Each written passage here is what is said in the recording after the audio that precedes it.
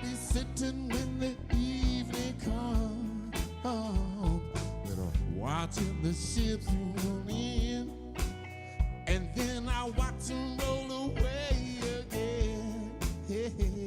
But I'm sitting on the dock of the bay, but I'm watching the tide roll away. Yo, what's up? What's happening? It's your host with the most, Rock Quest from Get 'em Entertainment. This is USourceMedia, and today we got a real special guest from the States. But I'm gonna let the man, Wylie J, let you know a little bit about himself. What's up, brother? How you doing, bro? That was so good. My So man, good, so man. It's good been a to see while, you. D. It really has, brother. It really has. No doubt, you know what I mean? You definitely the OG of this, you know what I mean? You've been out here for a while, and it's my pleasure having you out here, man. You know, I'll be down to interview you, and at last we're here.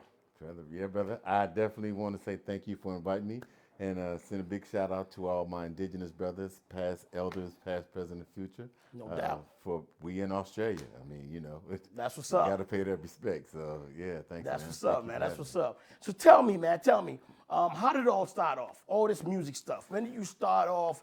Where were you at the time? And to my knowledge of knowing you, I know you from the States, but I want you to let them know where about in the state you're from and how did this all start up. I'm from a place called Toledo, Ohio, in All right. USA, which is about 30 minutes from Detroit, Michigan. No doubt. And I came up in Toledo, Lucas County, at the time at a very young age. Like I say, about 4 or 5, I knew I was a musician because me and my brothers decided we was going to do a concert for my mother on her birthday.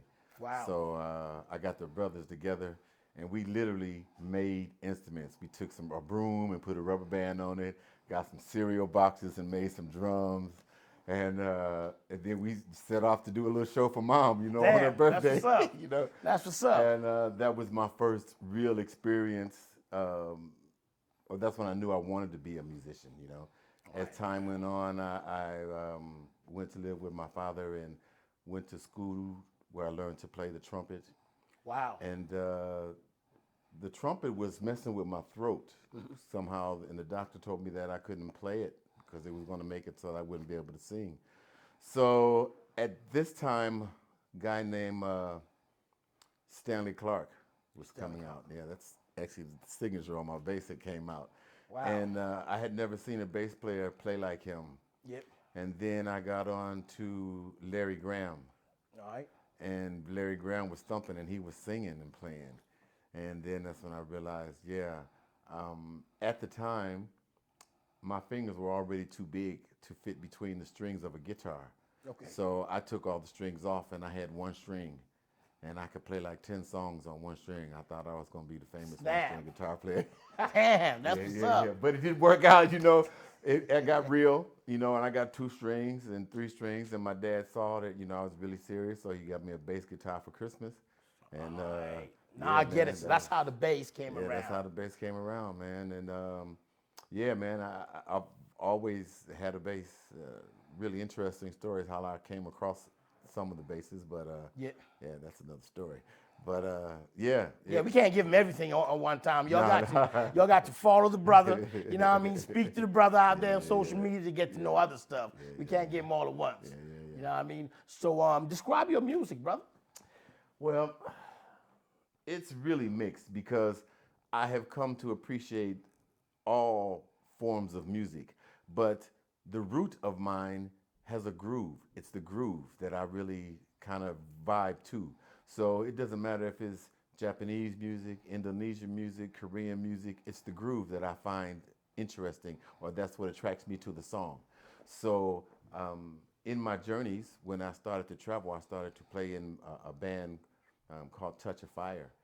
We traveled throughout Asia, you know, so we went to like Japan, Korea, Singapore, Thailand, Indonesia. I was about to say that. I know you been out of Thailand. Everybody know I've been living out there for a minute. We spoken about this last time on the phone about you being out there and having some interesting things go down. You know what I mean? I say what happened in Thailand, stay in Thailand. There you go. There you go. That's what's up. Yeah. So, man, it has been a very interesting journey. But what I noticed is that there were some things that were happening, you know, on a spiritual level. that brought my attention to the journey was going somewhere special. Okay. You know, and it was early on that this came into fruition. And as I saw this, I started to acknowledge the presence. And it seems as I started to do that, it manifested other elements of the story All right. that came into present. And that's, one of them was the son that I have. Tuke Miller is my son here. Football player, ain't he? Yes, AFL player. Yeah, that's what's up. Yeah, Damn. that's my son. And that's, well, his mother, I met her when I was touring with the band out of Singapore, and we went to Beijing, China. Okay. And she was managing the club in Beijing, China. Wow. And one thing led to another, and and I said, well, wherever you go, when that baby comes out, I'll be there for you. And she came here. I know that. Also, she ain't from out here. No, she's from here. She's from Geelong. I no doubt. That's She's what's from up. Melbourne. Yeah. And we all know Wiley's the big dog. He's been traveling for a while. A lot of females. I seen him with you. You know what I mean? They all love Wiley. So you know what I mean. Yeah. I totally get it. You know what I mean, on your travels and stuff. Well, there was, I guess you could say, prior to the connection of coming to Australia, there was one special incident that happened that really made me awaken and say, this is going somewhere. And when I had joined this band, Touch of Fire, and we were traveling, we were touring. It was like we were famous, in Asia. In Asia, yeah, it's like that, like we was playing at this club in Japan, Pepe Lemokos. Okay. And we played in Thailand, just at we played at this hotel in Thailand. And Bangkok? The line was literally going around the block, and this is when I first met the band. Yeah. And it was full on, it was full on. It was, You had the groupies, everybody, you know what I mean? Before I joined the band, I had joined the police force. And I was just about I had just completed the police academy and was getting ready to go into the field. And this agent I had tried out for this band, Touch of Fire, and they said, we'll give you a call.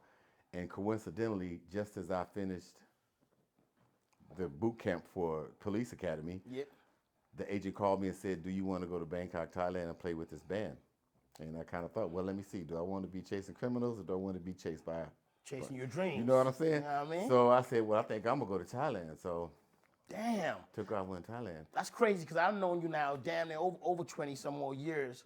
And I didn't even know that you were about to become, police officer and stuff. Yeah, well, the thing of it is that when that happened and and I joined the band had a bit of a break. And when we had this break, I was driving taxis in LA. Damn. And I was thinking, how come I'm not famous? What's going on? I mean, I'm famous overseas, but I'm not famous in America. Yeah. And I kind of thought to myself, well, that's really weird. So I kind of, my spiritual side was asking the powers that be, so what's going to happen? How is this going to manifest into something really special? Yeah. And it just so happened that was a full moon that I actually asked that question. And as it did, I got a call on the radio to go to Stevie Wonder's studio and pick up at that time a cassette tape. Now for me, Stevie Wonder is my hero. It was my hero and always will be, And now they're sending me to go there and pick up a cassette tape and take it 3 blocks down the street. And I'm like, okay. So I get to the studio to pick up the tape. And it was a funny thing because I got out the cab and right over the studio was the full moon. It was like, remember this night. Yeah. So usually you don't get to meet the artist. Yeah. You go in, they have it at the desk, you pick it up at the desk. But this particular night, nobody was there. All right. So they opened the door. I went down the hallway and went into the room. Stevie was sitting behind this keyboard, just him. Damn. Nobody else in the room, just Stevie Wonder. Man, my heart was pounding, boogity. But I'm Damn, that's crazy. Man, I'm getting ready to meet Stevie Wonder. So as I got close and I got up to Stevie Wonder, there was like a million questions running through my head, man. And I didn't even say nothing yet, and he didn't say anything. And the questions were going through my head, and I said, so now what's going to happen? Thinking, now what's going to happen? Yeah. And he didn't actually speak, but he said, just keep going, you're going to find your way. And I freaked out. Yeah. Yeah, that's I crazy. freaked out. I freaked out, man. And I left. I didn't keep the tape. Oh, snap. Oh, damn. You done just left. I just left. I just left, and then I went, see, ain't nobody gonna believe that. Who gonna believe that I, just had a moment with Stevie Wonder like this? Because wasn't nobody else in the room. Stevie Wonder blind. He can't tell it was him. So I'm like, what? Anyway, as that happened, a chain of events started to manifest, and yeah, it was really deep and meaningful. I still had not met Ruth yet, but after that time I did. And then I ended up coming to Australia. And then when I came to Australia, that's another story. So. No doubt. So you just listened to your heart, your soul, and you just said, all right, I'm going to take the leap out of the States and see what the world's got to offer. Oh, well, I knew that from a very early age. I was already under the impression wherever the music wanted me to go or wherever the universe would open a door that I could go, that's where I would go. I had no ties to any specific place on the planet at that time. I was just like, wherever I need to go so I can learn these lessons in life and be the person that I will be, that's where I'll be going. So No doubt. So here's my question to what you just turned around and said. What's the journey been like? Oh, man. For me, it has been so amazing, and I'm looking forward to telling the story in detail. But I've met so many other amazing people, that have stories that are even better than mine. I hear that. And I feel to promote them is just as important as for me to try to tell mine, because the things that I've met, the people whom I've met and have come across, haven't been such an inspiration to me to keep doing and do what I'm doing. So, because last time we were talking at the same time, you've been going down to Darwin, is it, or Northern Territory? You're doing a lot of work out there with the indigenous people. Tell me a little bit about that. Well, the story of my indigenous connection was very powerful, man. It was one of those stories that it didn't leave me a choice. It was like, no, you have to stop what you're doing and go this way right now. And I was playing in a band called Relax with Max, who was at one time a very prominent band in Melbourne.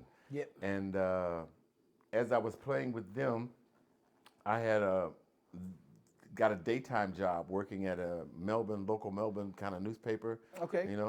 And one day they gave me a promotion at the job, and then this younger band came along and asked me to come and perform with them. Okay. And they wanted me to go to a place called Mount Isa, which is a place I had never heard of. And so I said, nah, I don't want to go. I don't want to go there. And so the agent calls me back the next day, and he says, look, call me back in 24 hours and, tell me if you're ready to go. And I'm thinking, didn't you just hear me say no? Because I had asked my friends, and they said there ain't nothing to do but drink and fight. And I'm like, well, that's not your scene. That ain't my scene. I don't want to do that. That ain't me. Music. That ain't me. So I hung up the phone, and the next day I went to this job where they had just given me a promotion. And the band that I was playing with, Relax with Mac, was actually making more money than this band was going to offer me. Okay. So I said, no. 12 o'clock, got a new job. I'm sitting in the office. 12 o'clock, my roommate calls me. Aaron, Aaron Curtis, the keyboard player. Yeah. So Aaron, I worked with him a while back. Yeah, Aaron calls me, and he says, look, man, the landlord says we got to move out, like, today. And I'm like, wow, they can kick you out in the day. I said, man, take months to get you out of the house in the States. You know what I'm saying? So I went, yeah, all right. Well, I was making money, so I was like, yeah, okay, we can do this. So then the vice president comes down, and he fired me. And I'm like, dude, what's happening? So then I get in the car, and I'm driving home, and the police pull me over, and my car has to be off the street right now today. And I'm thinking, hang on, I just lost my job, my house, my car. Somebody really want me to go on this gig, and his power is bigger than me. So I got the message. So I told the police officer, look, just let me go home, and I parked the car, and So he did. And when I went up there, again, another full moon experience, I ran into this indigenous brother, Alec Dumaji. Okay. Yeah. Okay. And Alec Dumaji, at that time, he was a DJ at a radio station in Mount Isa. Okay. And he began to tell me stories, but they connected with my stories of people whom I had met along the journey, and I just went, wow, man, this is deep. This is really deep, you know, because That's crazy. how come you know so much about me, and I've never been up here before? Yeah. And long story short, I ended up hanging out with him, and he came and got me and took me back up, and I actually went through ceremony, became an indigenous elder Oh, wow. of several tribes that are up north in that area. And Alec Dumaji and myself, we are the best of friends. We're doubt. family. We're family now, you know. Okay. Yeah. So yeah, that cemented the relationship between us. No doubt, no doubt. That's what's up, man. That's what's up. So what, pretty much, what inspires your creativity with your music? You know what I mean? It's this journey of life, man, and the things that I run into. Like a lot of the songs in my earlier writings became very spiritual. Okay. And I used to do poetry. I've been in a few poetry slams, and once I entered a poetry contest in the USA, and so then I found a way to put the poetry and the music together, and I started writing songs from that inspiration.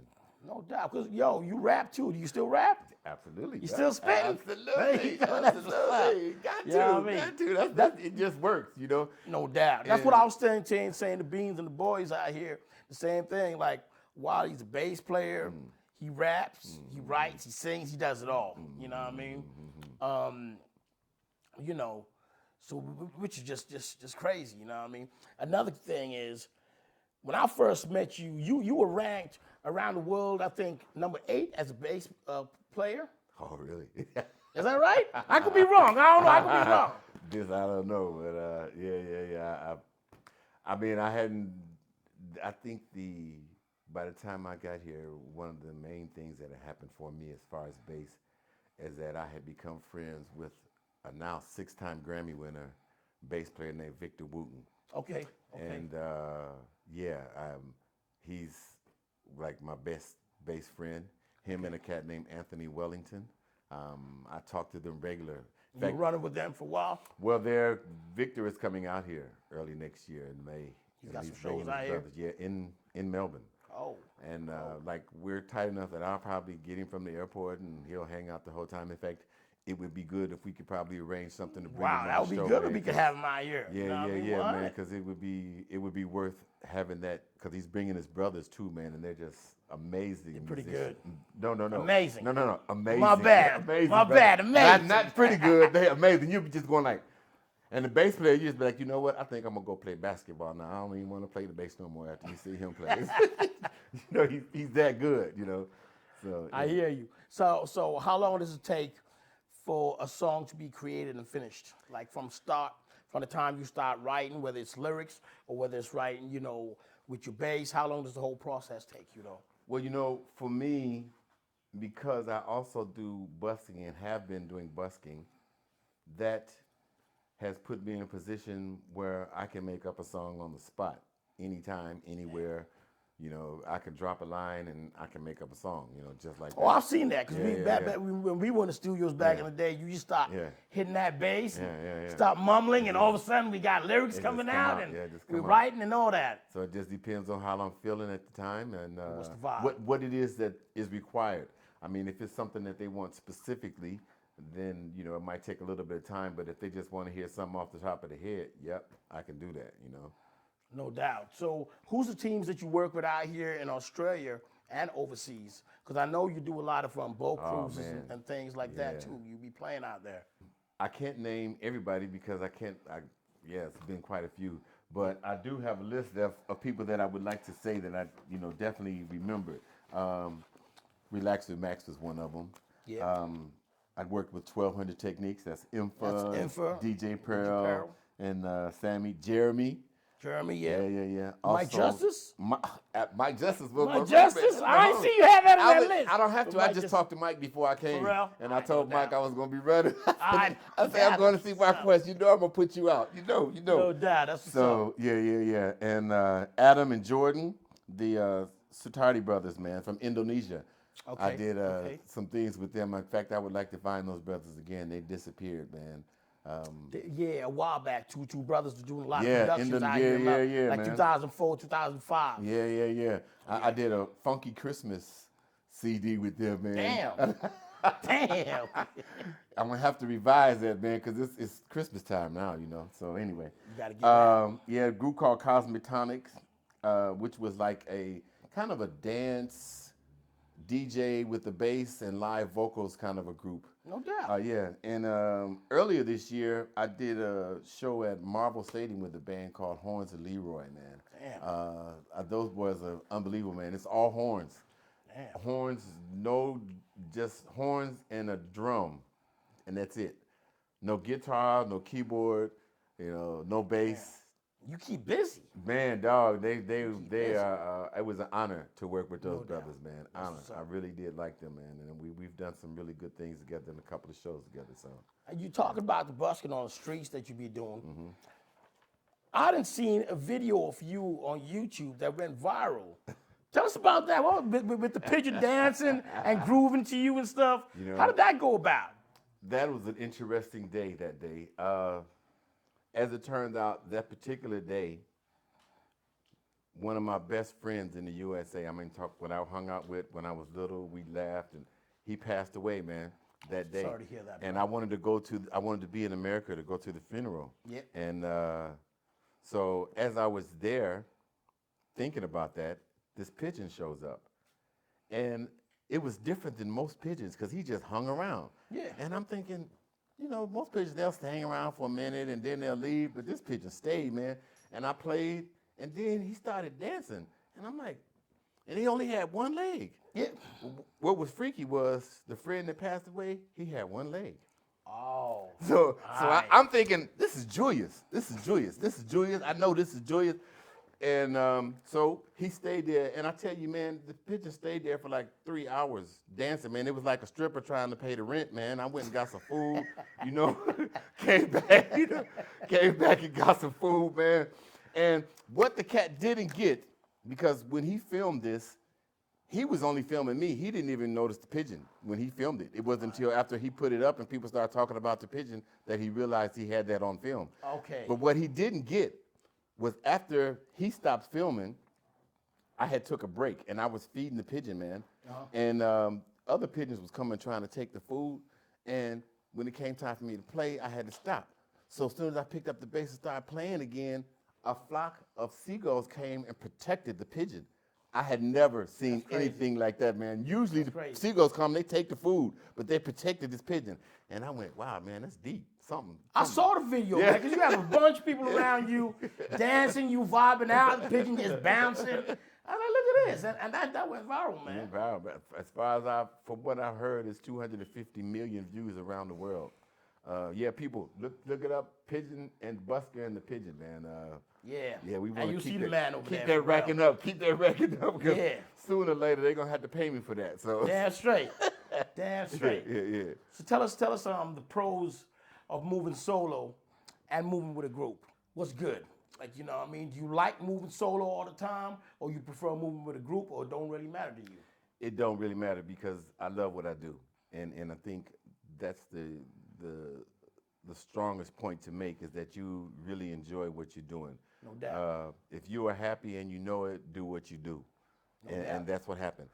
When I'm moving in a group, yeah, there's a lot of other I's that are dotted and T's that are crossed that I don't have to worry about, you know, and that does make it a lot smoother. I'm also lead singer of this here band called the Grand Wazoo. Nice. I've been with them for like 22 years. We do a Motown show around town. We got some shows coming up. Check us out, www.grandwazoo.com.au. Right. Yeah. Man, you being busy. You keep yourself being busy. You ain't never like not doing nothing when it comes to this music thing. And as I said, I've known you for over 20 years. I know where you be getting the energy from. But hats off to you, brother. For real. Yeah, For real, man. Yeah, man. Yeah. Man, you smell that coffee? That smells good. Yeah, man. I You think we need a little sip of that. Yeah. For real. Sounds good to me, my brother. If you Go need get up. a little loving, call on me, baby. And if you want sweet loving, call on me, baby.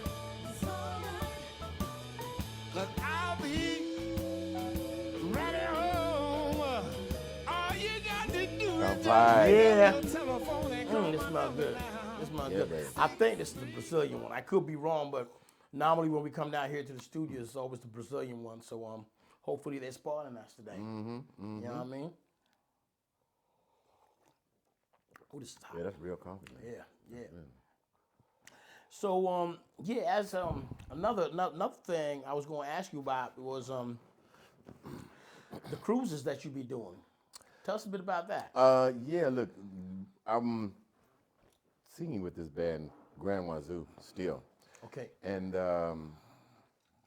we've had singers come and go, a lot of depths and musicians come and go. And at one point we were playing at this club called the Blue Diamond. Okay. And it just so happened that the one of the, I guess you can say,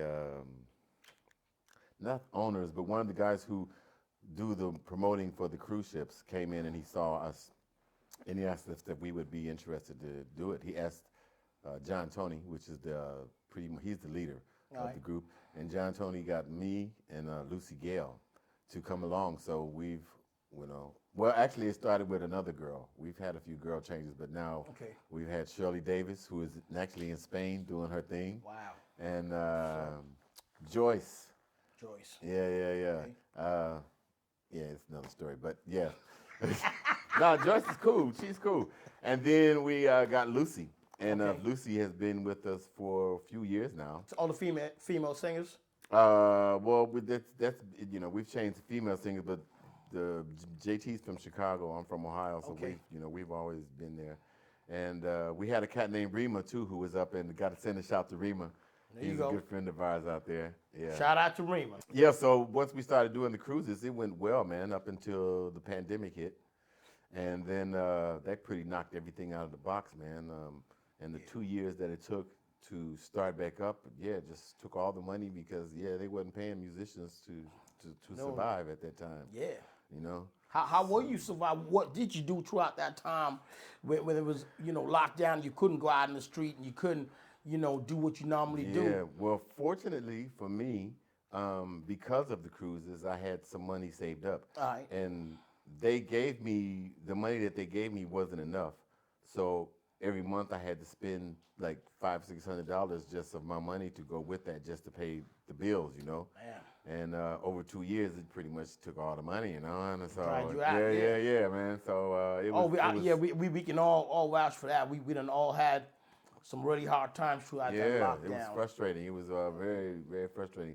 But in the end, now it has come back, and we started.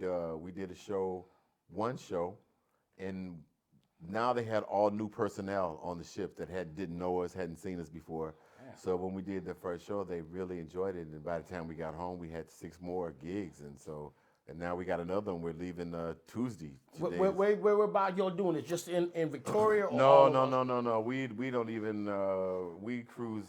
I probably go from Hawaii to New Zealand, Tahiti, Vanuatu, New Caledonia, Singapore, Thailand, Indonesia, Philippines, South Pacific Islands. Doing that big man stuff. Yeah, it's good stuff, man. And then, I also got into some stand-up comedy.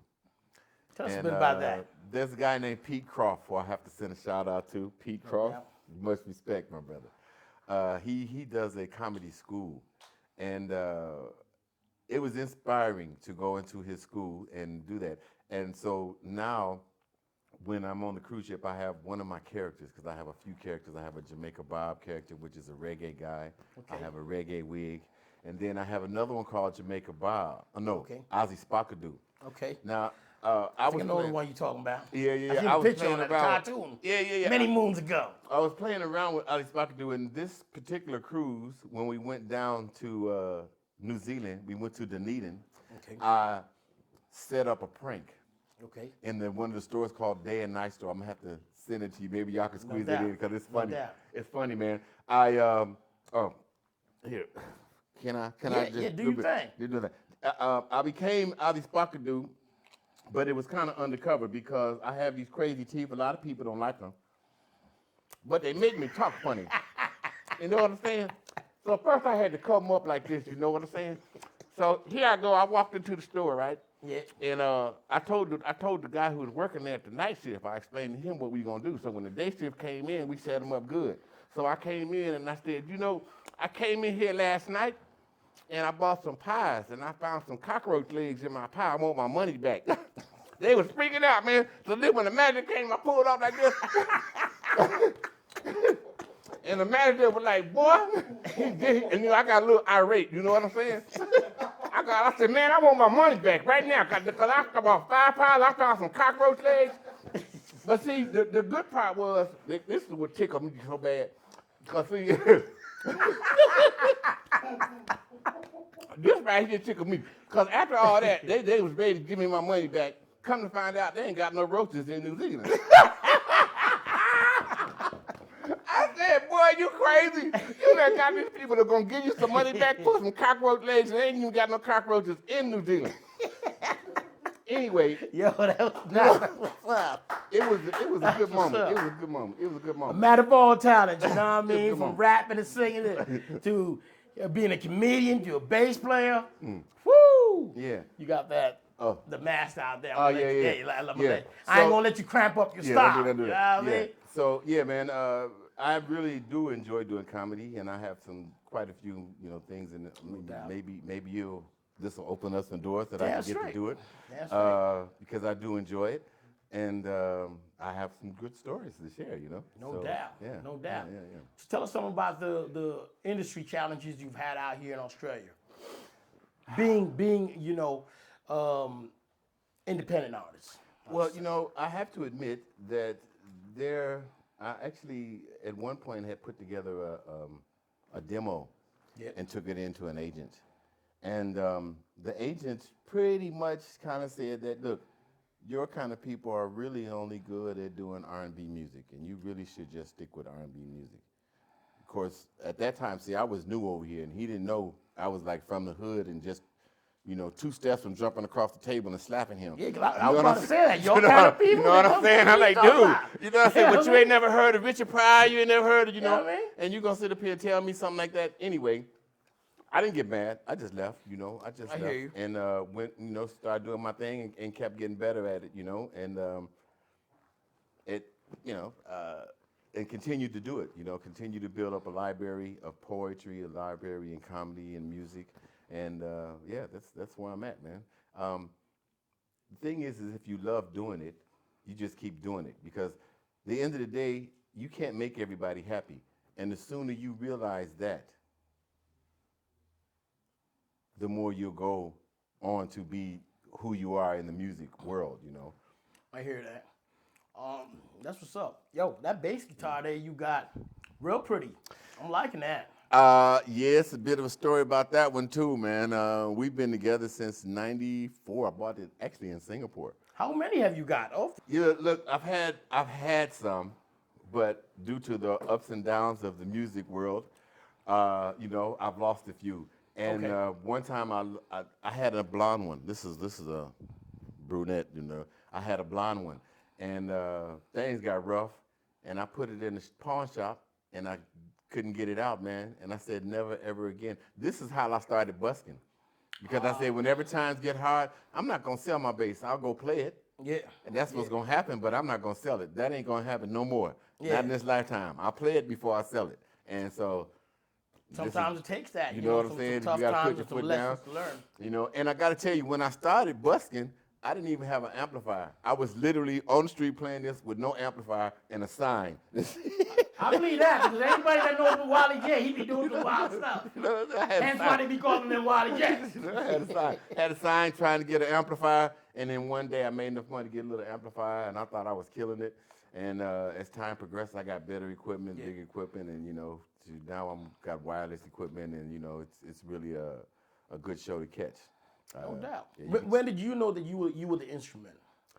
Oh man, always. I've never doubted it. It was just that other people wanted this part of me and this part of me instead of all of me, And but you got to do what you got to do. The bills got to be paid, so you got to do what you got to do. I hear what you're saying. And so that's where I'm at. I'm blessed and honored to have the opportunities that I have to sing with a band like the Grand Wazoo, Yep. work with the Groove Line, which is the name of the cruise ship band that I work with, Yep. and other artists around Melbourne. And the one thing that I have found is that by not actually being under a contract with a record company, I have the opportunity to play with other artists.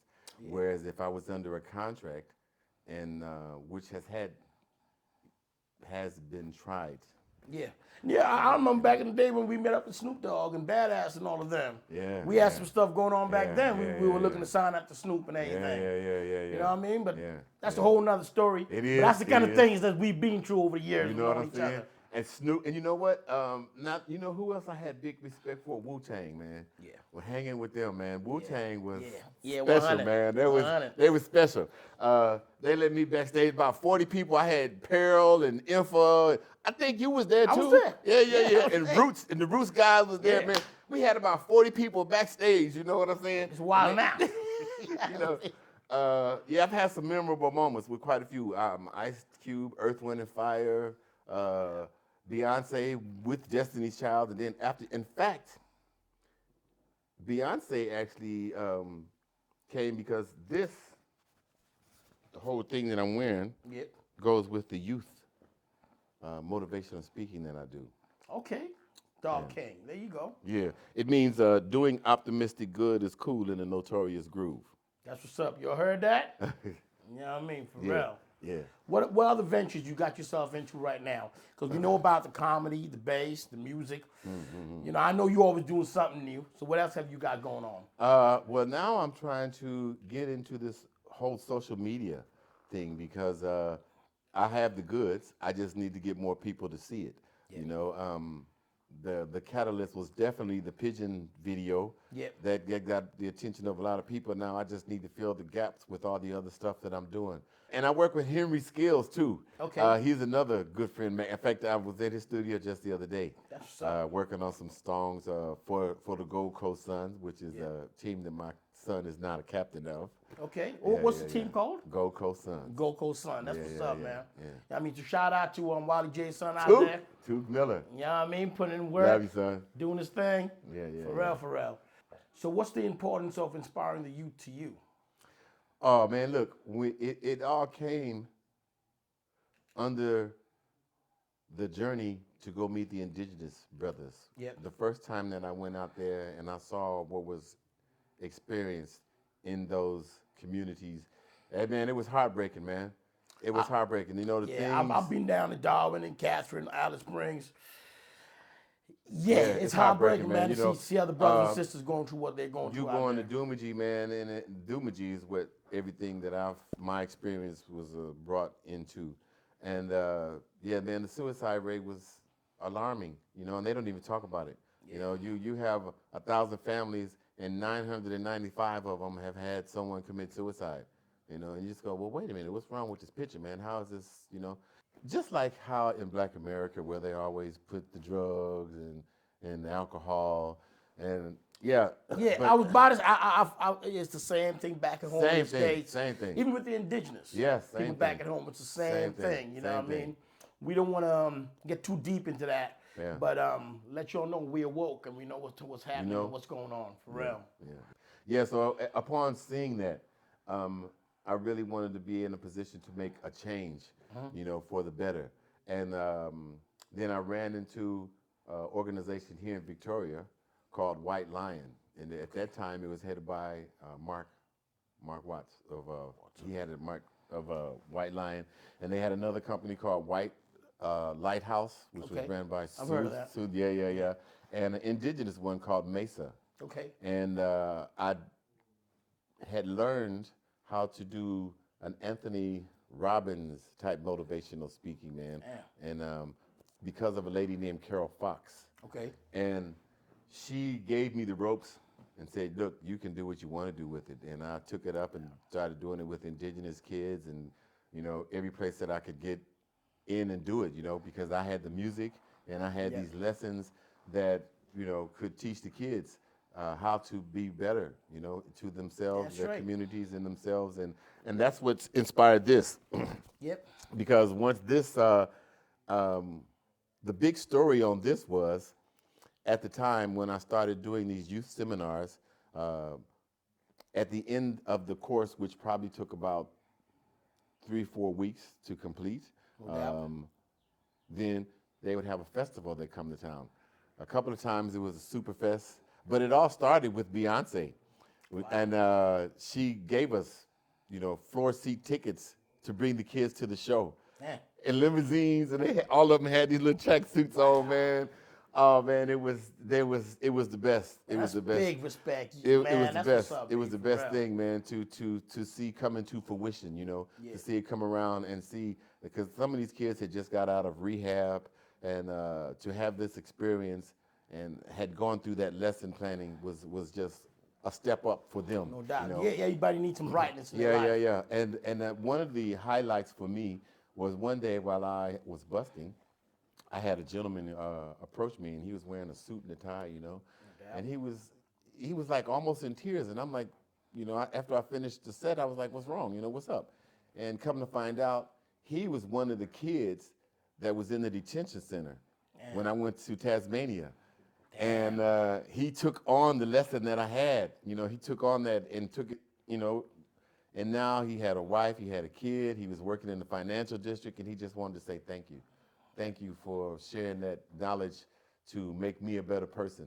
And I said, see, I love this, Each one teach one. I love this. All this, about, this, man. Ain't nothing better than that. And I was so sad when the whole pandemic, scamdemic thing happened, because it stopped all of that. At that time, it had got to the point where I was taking youth from Australia over to America to attend music camps. My best friend, Victor Wooten, has music camps in Nashville, Tennessee. And I took kids from here over to there. Wow. And that was the highlight. But because I had become an elder, I could take the indigenous kids, and wow, man, it was that's just crazy. And I said, see, that's this blessed. This is the kind of thing that I want to continue or bring back into the fold of what I'm doing. Give back. To do, because you can't replace those vibes. I hear that. When you're doing that type of work or doing that kind of thing, it's just a good vibe all around. 100%. It's damn sure fulfilling. 100% about that. And I did hear you say scamdemic. Is that what you said? I heard that. I don't know if y'all caught that, but you know what I mean? Y'all got to hit up Wylie and have conversations with him. You know what I mean? Any type of advice you want to give new musicians, from any genre of music, bass, guitar players, rappers? What's your advice coming from an OG like you that's done it around the world, and now you out here in Australia still doing it, still putting in work, still big enough for the culture. What advice can we get from an OG like you?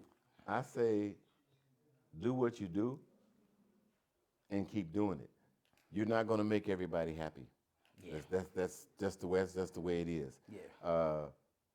You're not going to make everybody happy. Do what you do, get paid, keep stepping.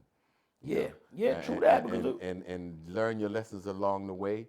For me, it took a long time to become a bit humble to the things that were going around me, because I felt that I had all these talents and I could do what I do, but it was very humbling to meet the people whom I've met in my journey.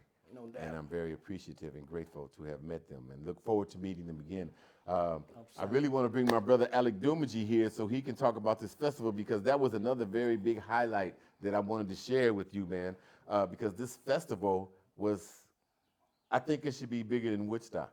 When is the festival coming out? Man, this festival, it was called Frontier Days Festival. Okay. And at that time, I was the MC of the festival for like 3 years. But this festival had indigenous cultures that came from New Zealand, they came from Papua New Guinea, they came from Fiji, they came American Indians, 8 American Indian tribes, Canadian and Indian tribes, and they all came out with their elders and the headdress. Oh, brother, it was so amazing. Hey, man, after the first year, the beginning of the second year, they began to say that, okay, we're not going to have any alcohol and no drugs in these festivals, because there was so much learning of cultural experiences there, man. I really want to bring that up, and I really would like to have this brother to come a chance. 100%. Like I was telling you, we coming down to the end of the year right now. We pretty much about to wrap up season 1, but season 2, 100%, man. We'd love to have the brother out here and chop it up with him. Well, the new festival is called Red Feather Festival, and it's going to happen in August or September of next year. And you gonna be there repping? Man, well, I'm hoping that this video that you use in this podcast can reach some of these artists whom I work with, because I would love to have them be a part of this. I mean, like Stevie Wonder, like Snoop Dogg, like Ice Cube, like Beyonce. I would love to have them at least be invited. Yeah, and they can make the call if they can fit it in their schedule, because this type of cultural experience is what's needed. You know, right. to bring us back to where we need to be. Yeah. With our focus of our energy and how to manifest to move forward. Damn straight. Damn straight. So any shout outs you got for any of your people, your musicians? I know we ran through a few before, but in case you done missed out a couple, you know what I mean? You want to shout out to? Well, everybody who knows me and knows who I am, I love you. And I hope I didn't forget any important names. I got my son, I got Ruthie, I got all my family in the USA who are definitely going to get a copy of this at some point in time, especially with the holidays coming. My cousin Russell, my Jamaican side of the family, because I'm half Jamaican. Just like me. That's what's up. That's what's up. Damn. That's why we get along so damn good. Yeah, man. That's what I want. Yes, sir. So, Pabs, definitely Pabs. I didn't say shout to him. And Mike J, all of them. Yeah, definitely Mike Justice and my son and Alec Dumage. In fact, it's Zachary Dumage's birthday. That's who I took to the USA with me to do the festival and to do the camp. They actually have a movie called Zach Ceremonies. Won several awards around the world, man. That's crazy. And his father, Alec Dumage, is the one who filmed it. I really, it would be worth it to bring him, man. It would be a 100%. 100%. We definitely go jump on that subject on season 2. Can you give all the viewers out here, let them know where they can find Wylie J, your links, all the good stuff? Look, I currently have a Instagram, which is Wylie WYLIE 2990. You can follow me on there. I have Facebook, Dog on the Mission. This is, Dog on the Mission. Yeah. Boom. Yeah. So look, man, I'm around town, and if I'm in the city, busting somewhere, please come up and give me a shout. Tell me that you see me here at Rock West doing it. And would love to help you in any way that I can to make this grow, brother, because I'm proud to see you doing what you do. And word, man. You get, it's really good to see you. It's good hearing that, brother. That makes me feel real good, man. Yeah. And it keeps us motivated to keep doing this. Exactly. You know what I mean? Now, all of y'all out there, man, you got to like, share, subscribe. You know what I mean? Because what we doing right here is independently done. So we can't do none of this without you guys hitting them likes and doing all the stuff they need to do. You know what I mean? It's damn very important that you'll like and share. You know what I mean? So we know where we getting to. You know what I mean? And it gives independent artists a chance to take it to the next level. You know what I mean? So well, I'd like to share with them the Road Dog Salute, an event that we should actually meet sometime. You understand? This is at the Road Dog Salute, and you can all do that. And this my humble. No doubt. Greetings. No, for real. USourceMedia, you know what I mean? Wylie coming down here to USourceMedia is really crazy. You know what I mean? It's been a fun day, fun interview. You know what I mean? I knew it was going to be mad fun. Y'all know who I am, the host of the most. Rockwest from Get 'em Entertainment. USourceMedia. Follow, like, subscribe, do all that good stuff so we can keep doing it for y'all. Peace! Headed for the Yahoo day. Said I got something beautiful, and I know.